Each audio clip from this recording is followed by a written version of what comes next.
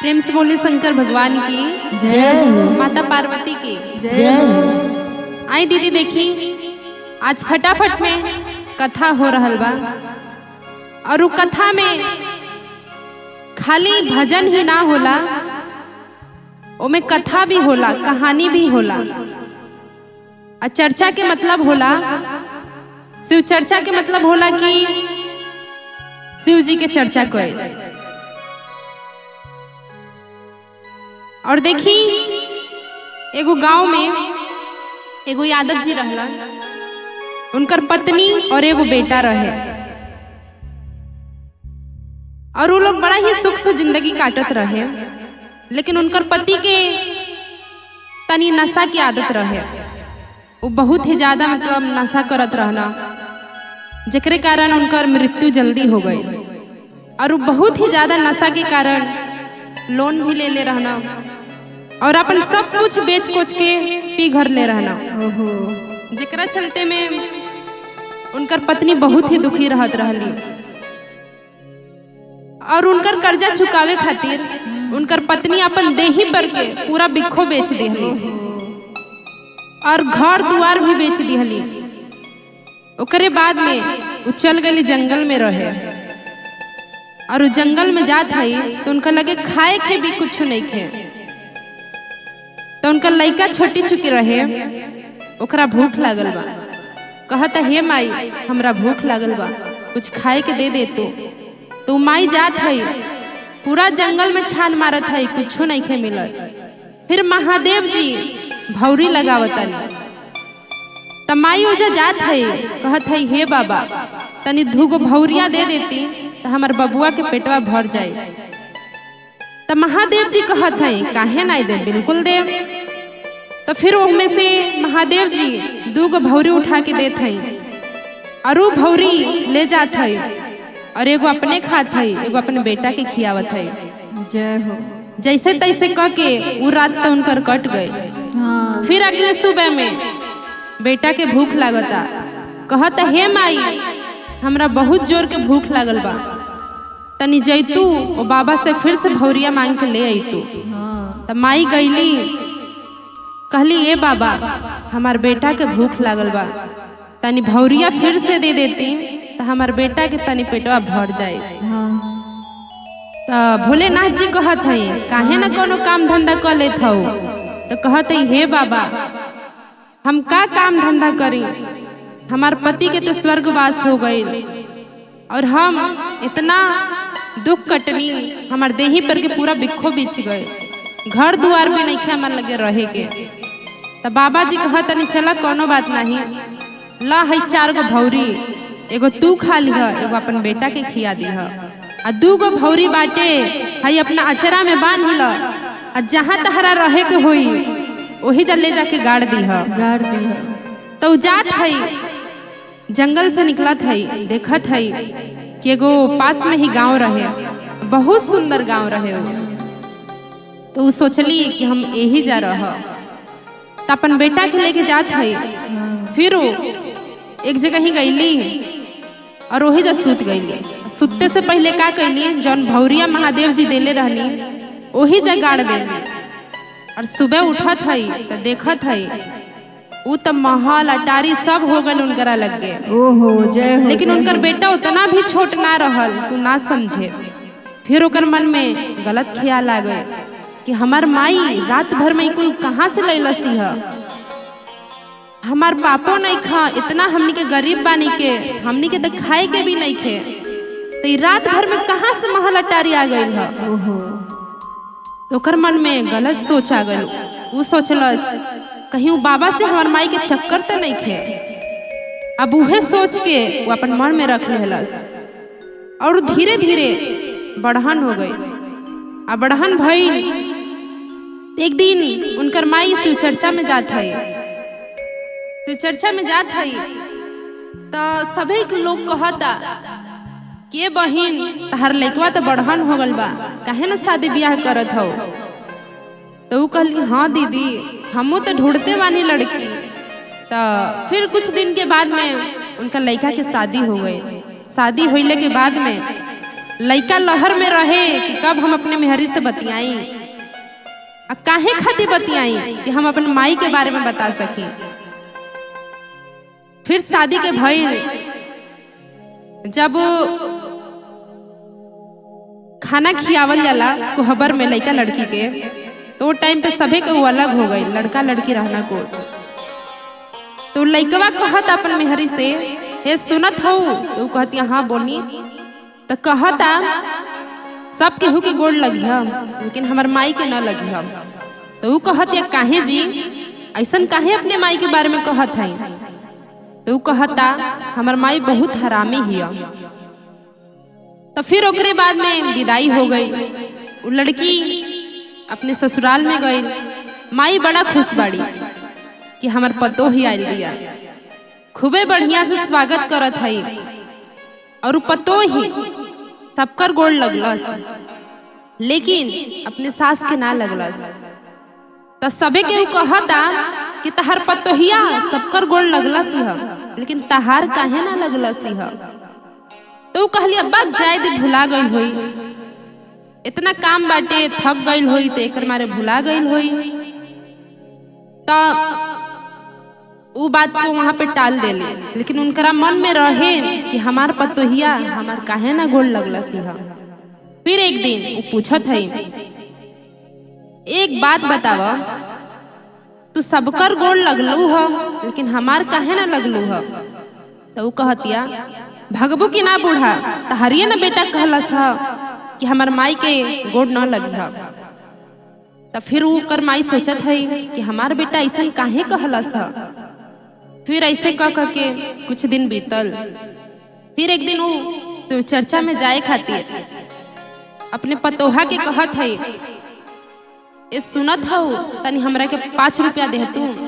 सबे के हो जाला से चर्चा में तो कुछ ना कुछ लेके जाला, हम ऐसा ही खाली हाथ चल जानी। तनी हम एगो 5 रुपया वाला बिस्कुट ले जैती, वहाँ पे चढ़ा देती। तो वो कहतिया पतोहिया कि हम तहके एक दिन दे तो तू हमसे रोज रोज मंगू, हमारे लगे पैसा वैसा नहीं खे, जाओ ही तरह। तो कहती अच्छा चल कोनो बात ना, एगो नौका सड़िए दे दे हमरा के पहने के।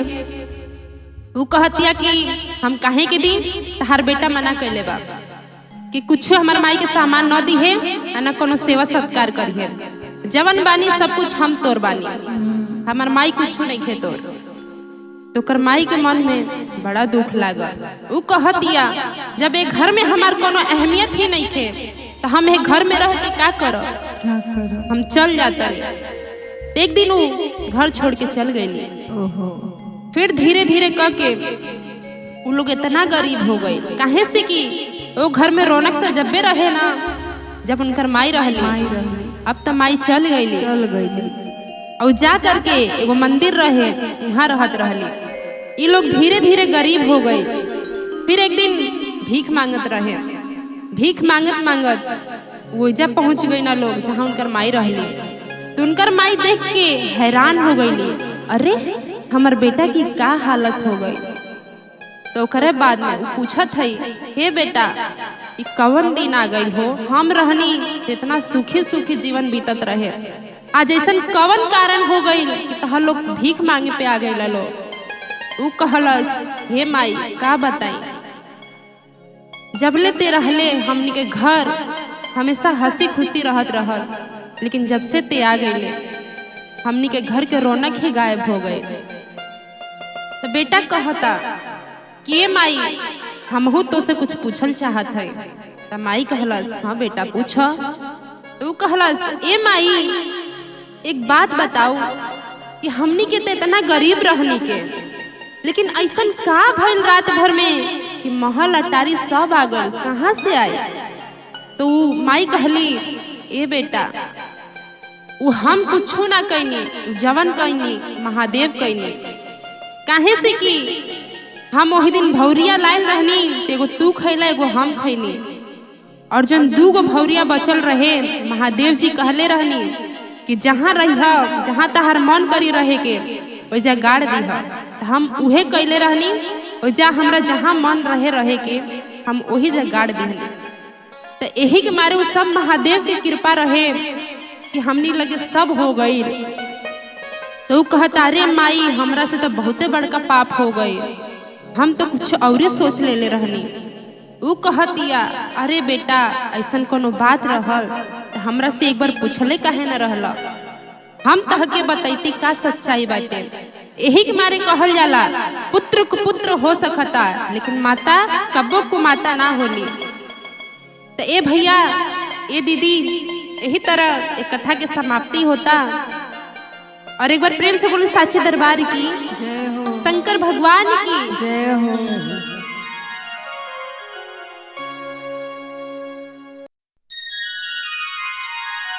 प्रेम से बोले शंकर भगवान की जय हो, माता पार्वती की जय हो, जय हो। आई शिष्या सभे हम कुमकुम गुप्ता हाँ, आज आप सबके बीच में भजन तो लेके आइबे करेनी, आज एगो कथा लेके आइल बानी। हाँ, और चर्चा की शुरुआत जे कल नीलम दीदी और हरेंद्र भैया वो 3 सूत्र के ज्ञान देले रहने। अच्छा, पहला में दया और दूसरा में चर्चा और तीसरा में 108 बार नमन शिवाय करे रहे। प्रणाम। तो वही में एगो कहानी बाटे एगो मैना और तोता के, अच्छा, जेमे एगो राजा और रानी भी रहे। हम्म, एगो मैना रहली और एगो तोता रहे। उन लोगन के बड़ा ही सुखी परिवार रहे। उनकर एगो छोट लड़का भी रहे मैना तोता के, अच्छा, जेकरा खातिर उ रोज चारा चुन चुन के लेके आवत रहना लो और अपन लड़का के खियावत रहना लो। लेकिन एक दिन उनकर नजर एगो राजा पर पड़ल। अच्छा, उनकरे घर में कोनो भी लड़का के तिलकारी ना गुजरत रहे और उनकर घर के ओर जब भी वो जात रहली दाना चुने खातिर तो कब्बो भी एगो चावल के भी दाना ना गिरल रह। अच्छा, तो वो सोचली कि हम कहीं ना कहीं जाइला तो हर जगह ही मिलेला, लेकिन एजा ई राजा महाराजा के घर में एगो दाना भी नहीं खे गिरल। बड़ा सोचे के बात बाटे। लेकिन उ राजा रानी के एको भी संतान ना रहे और उ महादेव से हर रोज गुहार लगावत रहना लोग कि हे महादेव हमारा के एको भी बालक दे दे। वही टाइम पे उ मैना ओइजा रहली और ये बात सुन ले ली। अब वो सोचली कि अगर एक घर में अगर लड़का के तिलकारी गूंजी तो हमारियो लड़का के बढ़िया बढ़िया खाए के मिल जाए। अगर लड़का खाई तो अगर भुइया गिरी तो हम अपन लड़का के चुन के ले जाके खिया दे, तो यही बहाने हमारियो लड़का के बढ़िया बढ़िया खाए खातिर मिल जाए। मिल जाए। तो वो अपने पति से कहत है ए जी जौन मैना रहली कि ए जी हम लंबा सफर पे जाता नहीं लड़का के ध्यान रखब। तो जौन तोता रहना वो कहता ना ठीक बा जात हो तो जा लेकिन ध्यान से जाइह। तो कई दिन के जात जात जात जात पहुंच गई कैलाश पर्वत पर जहाँ पे शिव जी रहनी और माता पार्वती जी। अबू 4-5 दिन के सफर में बहुत ज्यादा थक गई रहली और वो मुरझा करके पार्वती जी के गोदी में जाके गिर जात है।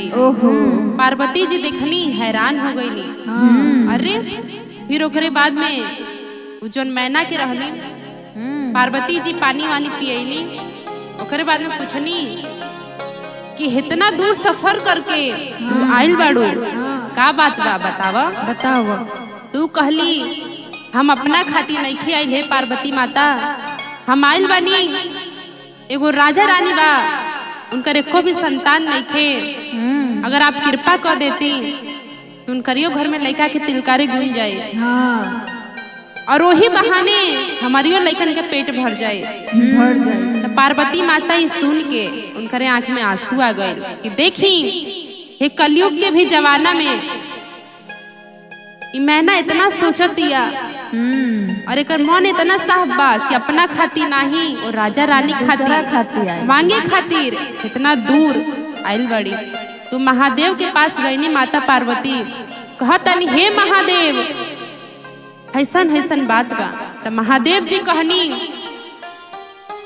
कि ओकरा राजा रानी के किस्मत में लड़का के सुख नहीं खे। तब माता पार्वती कहत है कि हमरा नहीं खे पता आपके देवे के पड़ी। माता रानी जिद पे अड़ गई। तो महादेव जी भी कह देनी कि ठीक बा हम लइका तो दे दे, लेकिन वो 5 साल से ढेर ना जीही, और जीही भी तो अगर ओकरा से राजा रानी से जा करके कहबू तू मैना के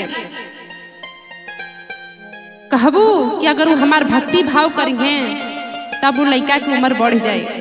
तू कहली ठीक बाटे हम जा करके सब समझा दे। तो 9 महीना के बाद राजा रानी के घर में लइका के तिलकारी गूंज गए। राजा रानी खूब खुश रहल लोग। कुछ टाइम के बाद में महादेव जी परीक्षा लेवे खातिर चल गईली राजा रानी के। अच्छा। गईनी एगो साधु के रूप लेके, कहनी कि हमरा के कुछ खाए खातिर लेके आवा। लेकिन वो राजा रानी जौन रहे बहुत कंजूस रहे। वो लोग खियावे खातिर इतना जल्दी ना मानो। तो महादेव जी कहनी कि ना देबू कुछ खाए के तो हम तहर लइका के श्राप दे दे। तो रानी कहली ना ना बाबा ऐसा न करब, हम अब्बे लेके आवतानी। तो फिर ओकरे बाद में कुछ खाए खातिर दिहली। फिर वो जब मैना आईली, फिर ओकरे बाद में महादेव जी वहां लोग के दर्शन देनी और कहनी कि तहरा घर में जौन तिलकारी गुंजाता तहा लोगन के बदौलत नहीं खे, वो मैना आयल रहे हमरा लग गे। तो ओकरे बाद में हम ओकरा भक्ति भाव से प्रसन्न होके तहा लोगन के लइका दिहनी। ओकरे बाद से राजा रानी खूब दान पुण्य कैल लोग, और दान पुण्य कैले के बाद में महादेव की भक्ति में रम गए रहे लोग, और हमेशा गरीब दुखी लोगन के मदद कर। यही तरह भैया कथा समाप्त होता। प्रेम से बोले शंकर भगवान की जय हो, जय हो।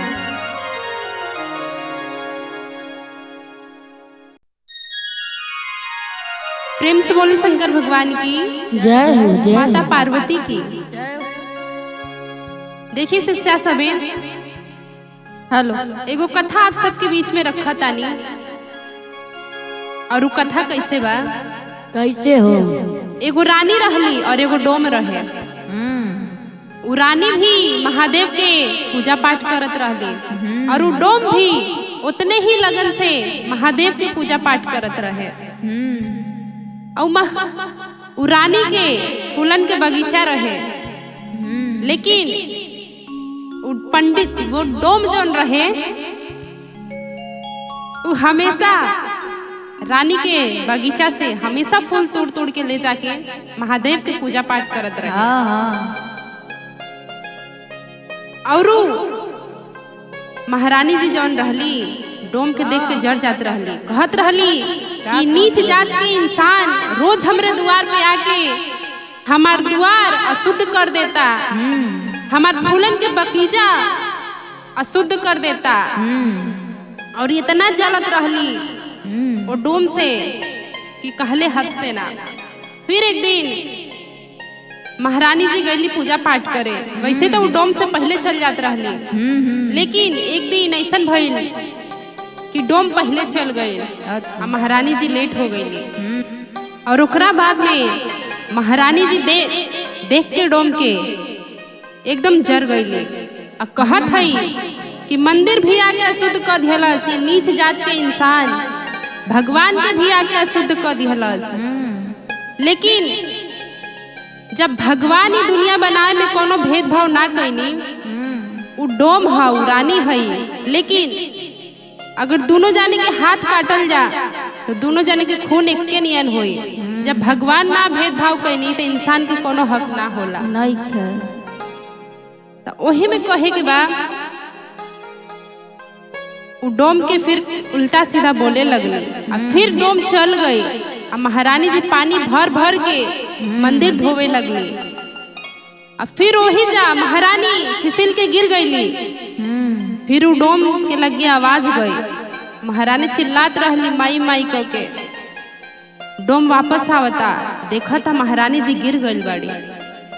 तो कहता हम तो उठाइब नहीं। फिर वो राजा जी के पास में जाता, कहता हे राजा जी महारानी जी मंदिर में गिर गई बाड़ी। तो राजा जी आवत है, और महारानी जी के डॉक्टर के पास ले जात है।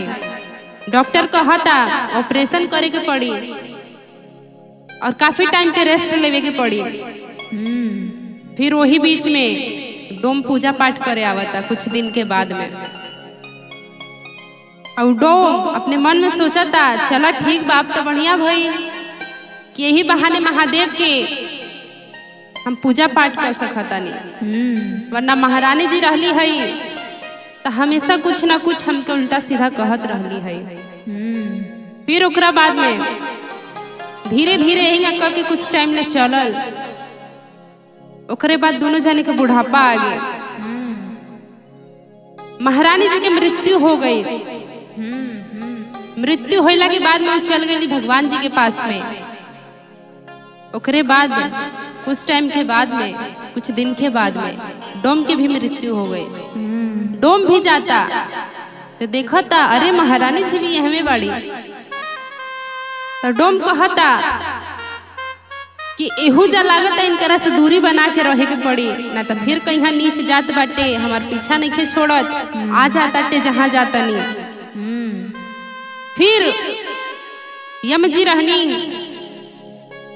उस सबकर हिसाब किताब करत रहनी के कितना पाप कैले बा के कितना पुण्य कैले बा। तो रानी जी के भले ही पूजा पाठ करत रहली है लेकिन उनकर मन बिल्कुल साफ ना रहल, जेकरा चलते उनकरा के नर्क में डाल दिहल गई। और डोम जौन रहल हमेशा भगवान के श्रद्धा से पूजा पाठ करत रहल और कभी भी केहू भी कुछ भी कह दे केहू के भी उल्टा जवाब ना देत रहल, जेकरा कारण ओकरा के स्वर्ग के प्राप्ति भई। तो कहे के भैया ए दीदी केहू के भी प्रति गलत सोच ना रखे के चाहिए। जब भगवान दुनिया बनौनी तो ऊ ना सोचनी के नीच बा के ऊंच बा, तो हमनी के भी हक ना होला कि केहू के जाति से या कोनो भी चीज से ओकरा के बड़ा या छोटा समझी जा। यही के साथ में एक कथा के विश्राम हो रहा बा। प्रेम से बोले शंकर भगवान की, जय, माता पार्वती की जय।